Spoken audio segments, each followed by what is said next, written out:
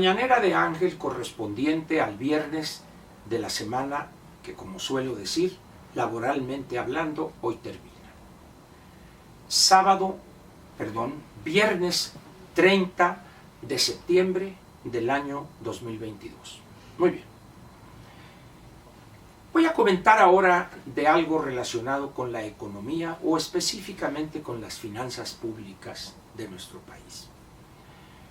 En relación con el paquete económico, está debidamente especificado en la Constitución las fechas o los límites a que tienen que sujetarse las dos cámaras del Congreso de la Unión para el análisis de dos instrumentos fundamentales para la economía del país: la iniciativa de ley de ingresos y el proyecto de decreto del presupuesto de egresos de la Federación. Tomando en cuenta el arreglo constitucional que tenemos nosotros, que establece definir primero los ingresos y luego su reparto, que sería el presupuesto, la iniciativa de ley de ingresos tiene que analizarla Cámara de Diputados, que es la Cámara receptor, la Cámara de origen, y tiene la obligación de entregar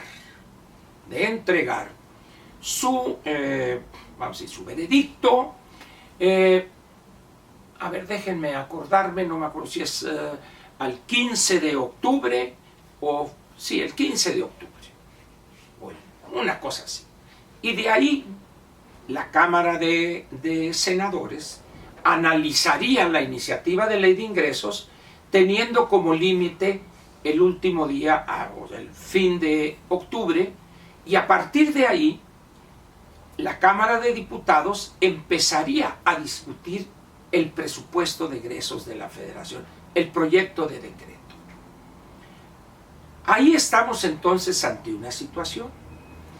Este paquete económico fue entregado por la Secretaría de Hacienda a nombre del gobierno federal este 8 de septiembre, es decir, hace 3 semanas, 22 días específicamente. ¿Ha sabido usted algo de alguna discusión? No. Prácticamente la instrucción está dada: no cambiarle una sola coma a esa iniciativa de ley de ingresos. ¿Y por qué? Porque ahí se han planteado proyecciones, ingresos, etcétera, que tienen que ver con una situación ilusoria, un crecimiento de la economía que ya se sabe no se va a registrar. Es una ilusión, pero para justificar la cantidad de gasto que está planteando el gobierno, requieren poner mentiras ahí como el crecimiento del PIB para el año próximo, etcétera, etcétera. ¿Qué va a hacer la Cámara de Diputados? Va a establecer o va a hacer valer la aritmética, el 50% más 1, se va a ir a senadores y ahí va a suceder lo mismo. ¿Y qué va a suceder, o al menos lo van a intentar en diputados, con la fuerza de la aritmética, imponer, sin cambiarle una coma, lo que mandó el Ejecutivo, ese proyecto de decreto de presupuesto de egresos de la Federación? ¿Es positivo esto? ¿Ayuda a la economía y a la confianza de los inversionistas? Por supuesto que no. Por el contrario, la desconfianza se eleva. ¿Por qué?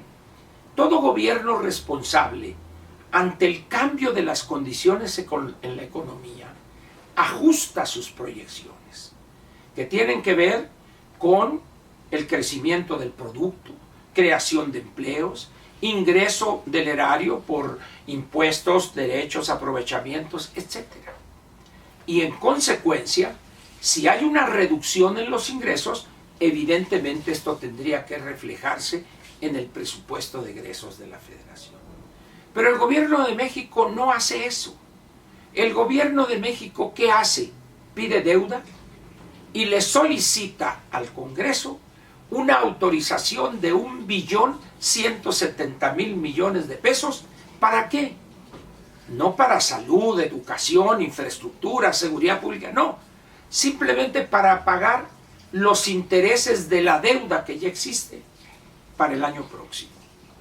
Es decir, es como aquel que pediría dinero para entregarle al banco para pagarle en un determinado mes los intereses de la deuda de su tarjeta de crédito. Eso llevará a esta persona que así procedería a la ruina completa, pero también llevaría al gobierno que actúa así, como es el caso nuestro. ¿Le preocupa eso al bulto? Ni le entiende. ¿Le preocupa al secretario de Hacienda? Está desaparecido. ¿Le preocupa a Llorio? No, pues él dice, tenemos un guardadito ahí de 150,000 millones de pesos, sí, pero ya dilapidaste, los recibiste, esos fondos como casi 400,000 millones de pesos más, y tienes guardaditos 150,000 millones, Diosito querido. Ese es el nivel real que hoy enfrentan las finanzas públicas. Un desorden, una nula capacidad de visualizar la gravedad de los problemas económicos y fiscales que enfrentamos. Hoy el mundo dice, a ver, señores, el problema es la inflación y hay que atacarla con el instrumento que tenemos, elevar las tasas de interés. Hay que generar programas de apoyo fiscal a ciertos sectores de la población, y aquí dicen ni más. ¿Que hay que hacer esto? Nada, ni les preocupa. ¿Por qué? Porque las prioridades del presidente son otras. Dos Bocas, Tren Maya y terminar quizá este aeropuerto, no el AIFA, el Chaifa. ¿Cambiará el gobierno de idea o de visión? No.